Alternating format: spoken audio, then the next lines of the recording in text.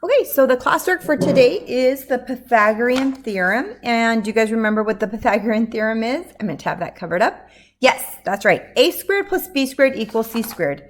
And what the Pythagorean Theorem says is if you have a right triangle, so a right triangle, then the two sides touching the right triangle are called the legs. So this could be leg A or B, leg A or B. It doesn't really matter. They're just the legs. So these can switch. I could have put a B or an A, doesn't matter. What is very, very important is this side. The side opposite of the right angle is the longest side in a right triangle. And it is called, yep, that's right, the hypotenuse. Okay, and so that's really important. So we could have written this as b squared plus a squared equals c squared, but the c squared is always on the other side.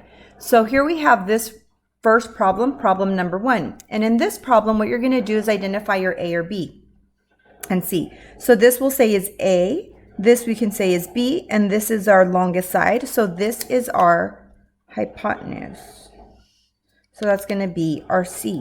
Then we're going to set up an equation. So it's A squared plus B squared equals C squared. Well, A we know is 2, so that's 2 squared. B we don't know the value, so we leave it as B. And C is 7. Simplify this. 2 squared is 2 times 2, 4. B squared is B squared.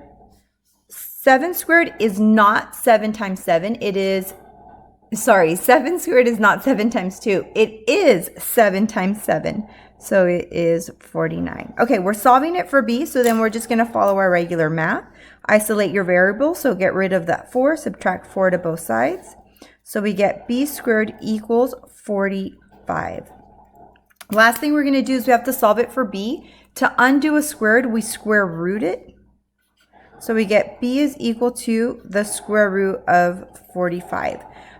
We can leave it that way for now. You can actually simplify it, but if you were to plug square root of 45 into a calculator, you get a weird decimal answer of about 6.7. So 6.7 would actually be this length. And that works because it has to be smaller than that. If it was bigger than 7, then we'd have a problem.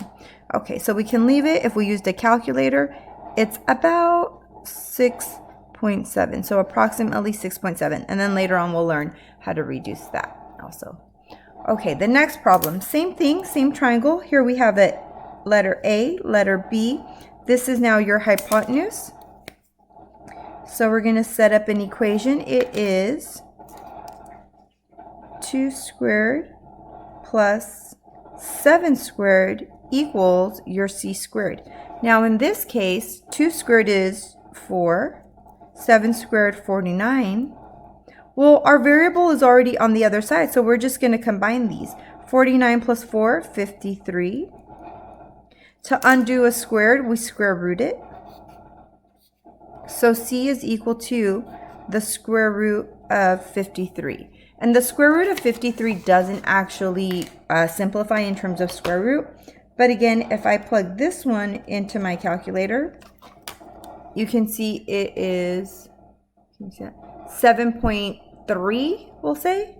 So it's approximately 7.3, and yep, that side has to be a little bit longer than both of those sides. Okay, that's it for today's notes. Go ahead and take a picture and upload to Canvas. Thanks.